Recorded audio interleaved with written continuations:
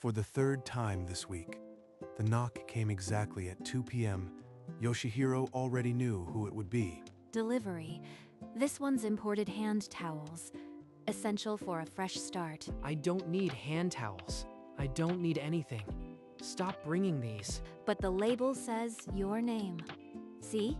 It's right here, addressed to you. The label was handwritten, just like the others. No company logo, no return address. She's lying. No one sends a stranger 3 packages in a week without a reason. What does she want? I am not accepting this. Take it back. I'll contact the building association if this continues. Oh, come on. It's just a welcome gesture. New tenants always feel lonely at first. He didn't answer. He shut the door. Hard. The lock clicked like a verdict. Then, a soft sound, paper sliding under the door. On the floor, a handwritten note in cheerful script. "I know you need these." The exclamation mark stabbed like a needle. That evening, the note still crumpled in his fist. He opened the door. The brown package sat alone in the hall light. Inside the box, a set of high-carbon steel chef knives gleaming against black foam. Top brand, no invoice. Kitchen knives? I haven't cooked a proper meal in 3 years. What is this woman playing at? The next morning, the knock punctured his sleep exactly at 2, a ritual he was starting to dread. Delivery. A top-grade rice cooker. Perfect for a bachelor who doesn't cook. You'll thank me later. I am not accepting this. I am taking all these packages to the post office right now. This ends. He loaded a cart with all 6 boxes and wheeled them to the nearest post office. The clerk didn't flinch. Each one stamped "Return to sender." No questions asked. The ink was still wet when he paid the last fee. By dawn the next day, all 6 packages were back, stacked in a perfect pyramid against his door. The post office processed them. So how she must have retrieved them personally. This is beyond weird. Yoshihiro started a log. Every package, date, item, sender. 7 entries in 4 days. These sender names. Greenleaf Company, Sunrise Gifts, not one real company online. He checked the return addresses. Empty lots, parking garages, a closed-down bookshop. All dead ends. He needed answers. Clutching the labels, he headed to the manager's office. The office door was ajar, no light inside. He hesitated, then pushed it open. Inside, the small room was a puzzle of files, a sleeping laptop, and a stack of blank shipping labels. One label was already filled. His address, written in the same cheerful handwriting as the note. That's her writing. She's the one sending these packages. But why? What does she gain? He heard a distant step in the hall. He folded the label, slipping it into his pocket. Now I have proof she's directly involved. But the real mystery is why. This makes no sense. The next afternoon, Yoshihiro waited in the dim hallway, the evidence tight in his fist, and stepped directly into Riko's path. I found this label in your office. You are the sender. Explain. Oh, you went snooping? Yes, I forward packages left for tenants. Is that a crime? Forwarding what? There are no senders. I checked every return address. They're all fake. Riko's smile twisted into something sharper. She folded her arms, but the amusement never left her eyes. I am done with games. Stop, or I'll involve the police. Please, call them. Maybe they can explain why accepting free things is illegal. The words landed like a cold wave. She wasn't threatening him. She was mocking the very idea of a crime. She's not afraid. She knows there's nothing the police can do. This is a trap. He stepped aside, and she passed with a light skip. The label crumpled in his pocket, unanswered. That evening, he knocked on the door of apartment 204. Mrs. Sato answered, her usual curious smile already in place. Yoshihiro, right? The new tenant. Are the packages getting to you? They can be a lot. A lot. It's more than that. I need to understand. Is Riko behind them? She's the one delivering, but she does it for all new tenants. A welcome tradition. A welcome tradition? That's too elaborate. What's she really after? I offered to pay once. She refused. Never takes a single yen.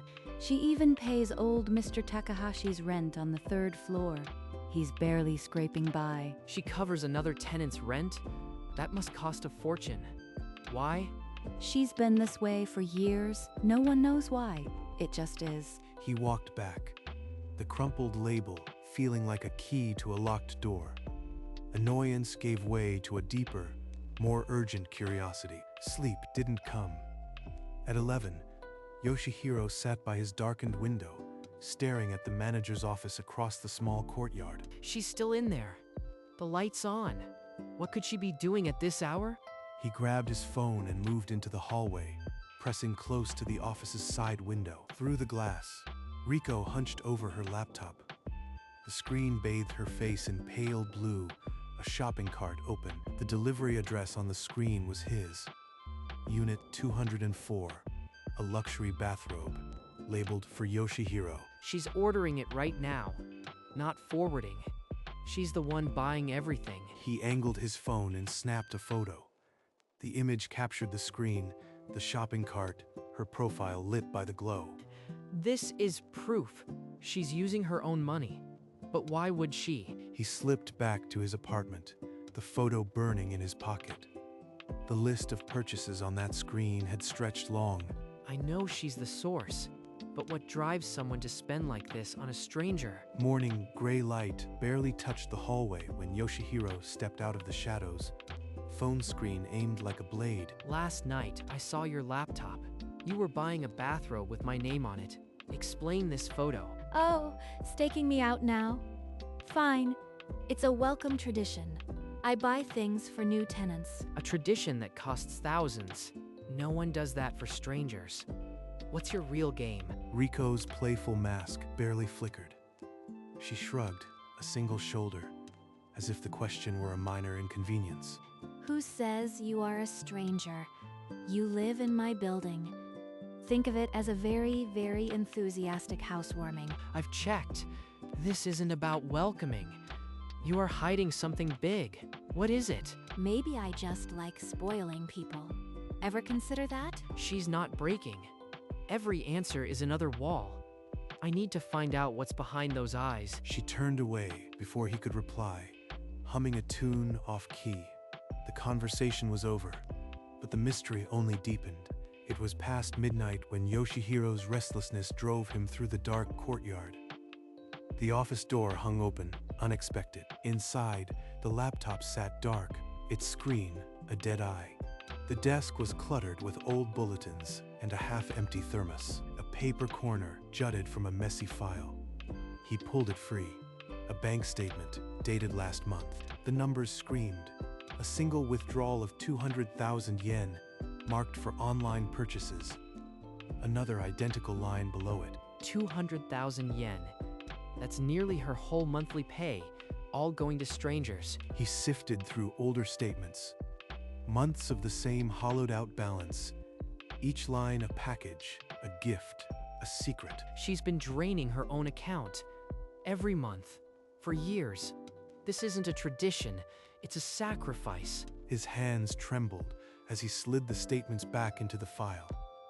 Careful not to crease the edges, as if they were evidence of a crime. I accused her of manipulation, of fraud, but she's just giving.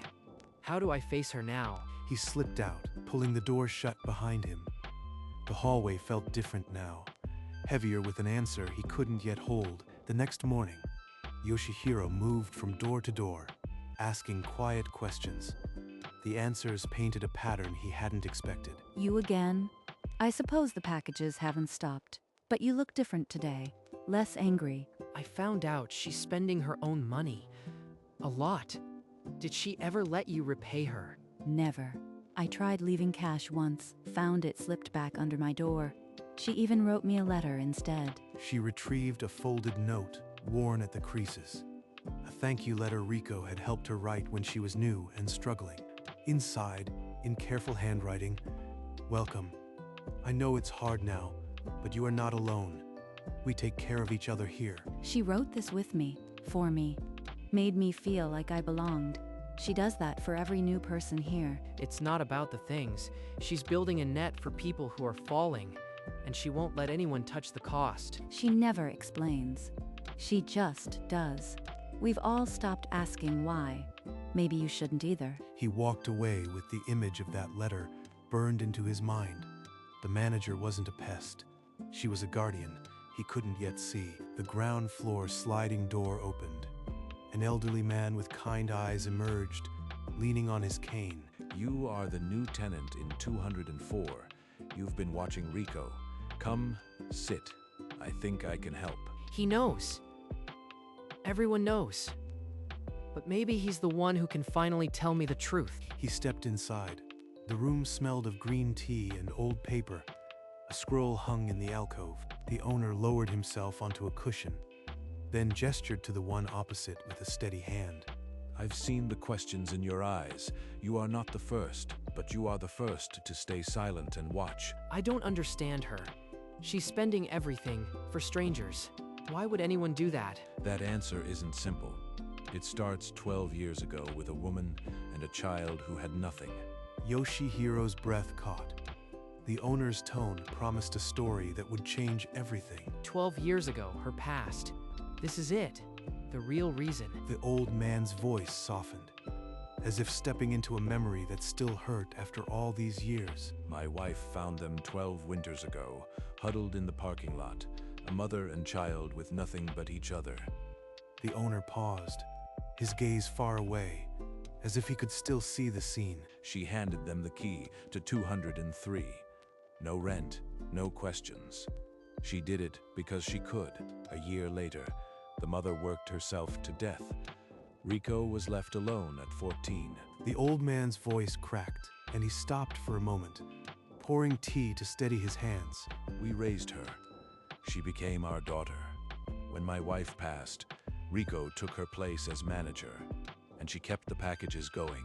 The welcome gifts were my wife's tradition for struggling tenants. Rico simply took up the relay. She's not just giving gifts.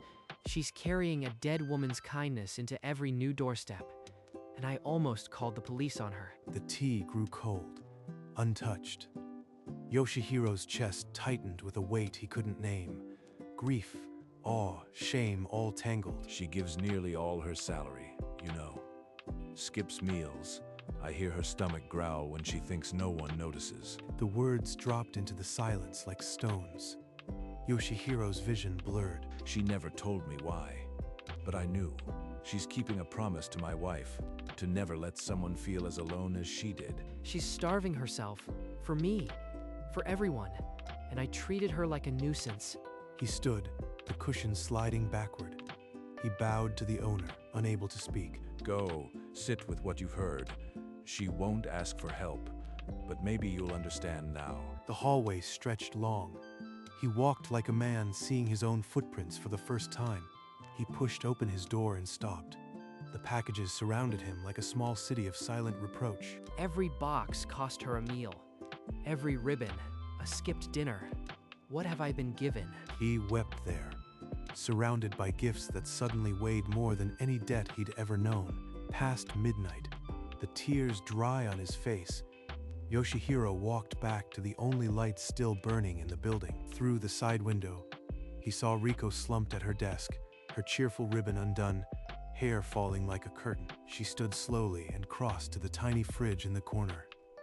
Its door swung open, empty shelves, a single packet of miso paste. He saw her throat move as she stared at the nothing inside. Then she closed it, softly, as if not to disturb the silence. She turned back, and Yoshihiro pressed closer, straining to hear. His hand was flat against the cold glass. Just a few more.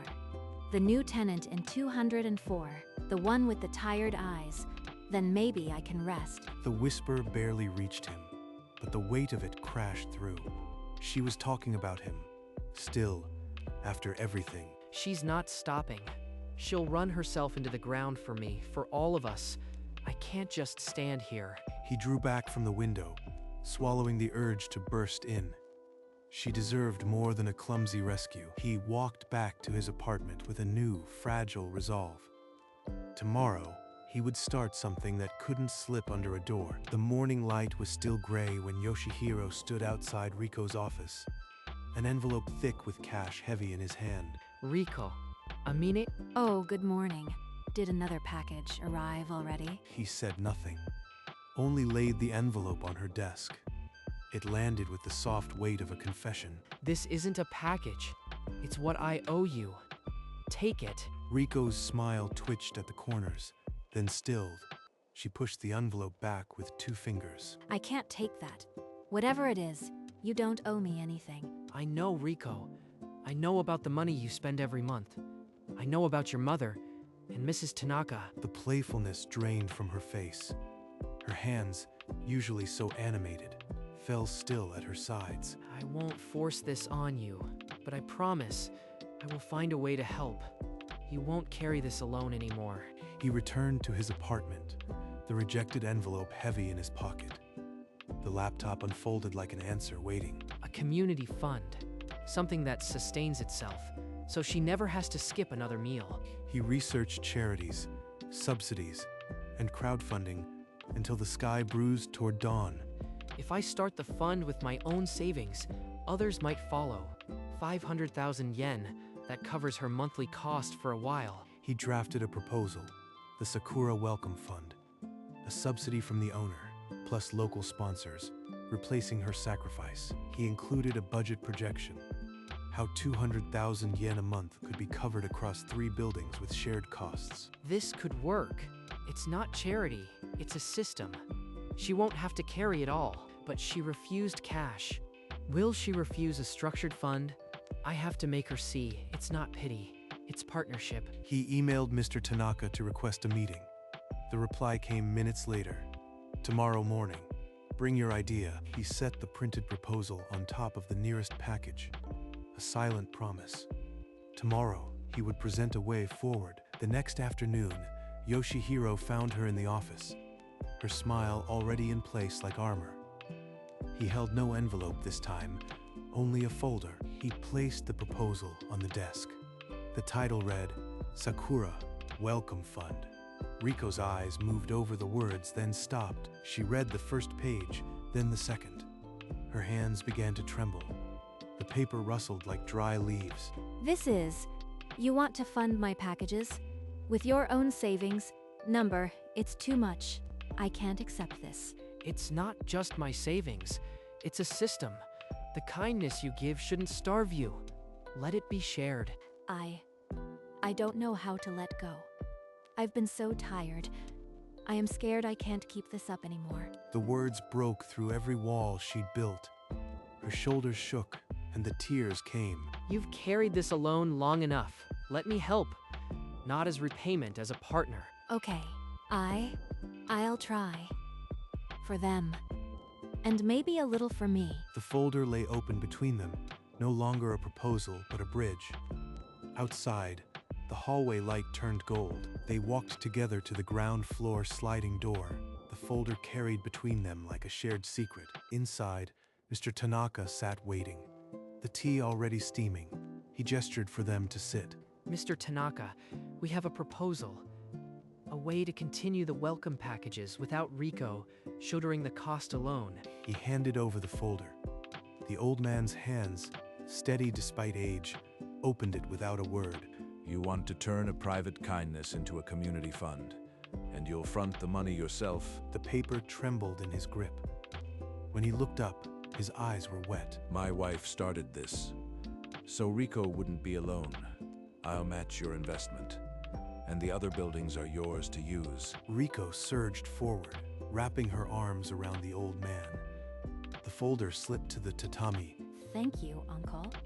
Thank you. The room held only the sound of her tears, a release 12 years in the making. Outside, the cherry blossoms were just beginning to bud. Weeks passed.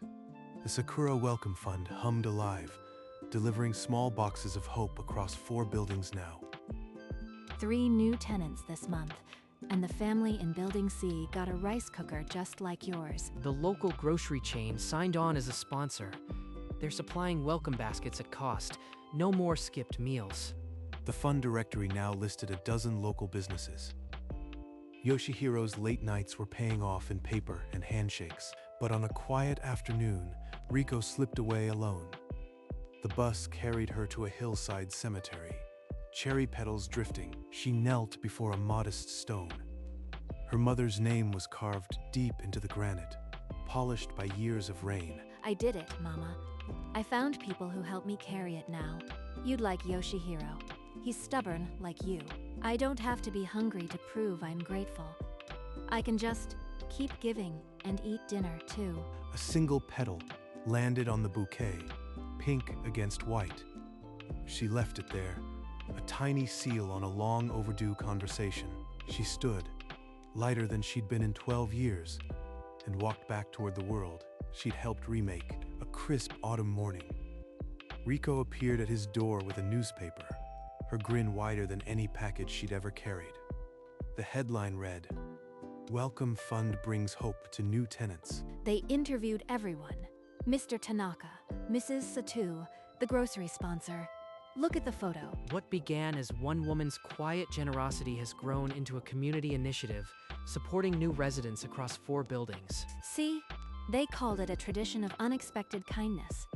That's exactly what it always was. The article is good, but it barely scratches the surface.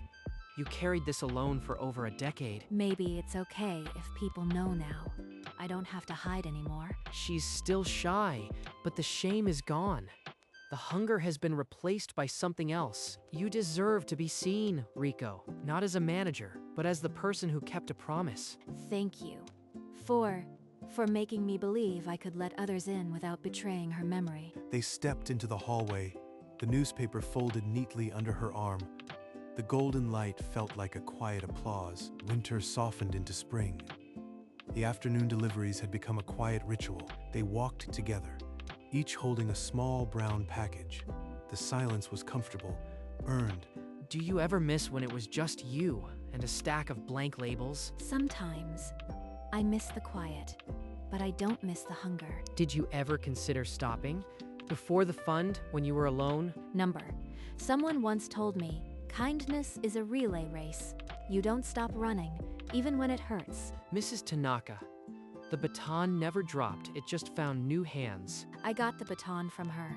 Now you carry it too. Thank you. And we'll pass it on. Together. They turned a corner, the hallway light, golden and sure. Their footsteps a quiet relay of purpose that needed no words. A soft knock echoed down the hallway, 2 short taps, like a friendly heartbeat. The door opened to a young woman with tired eyes, clutching the frame as if the world tilted. Welcome.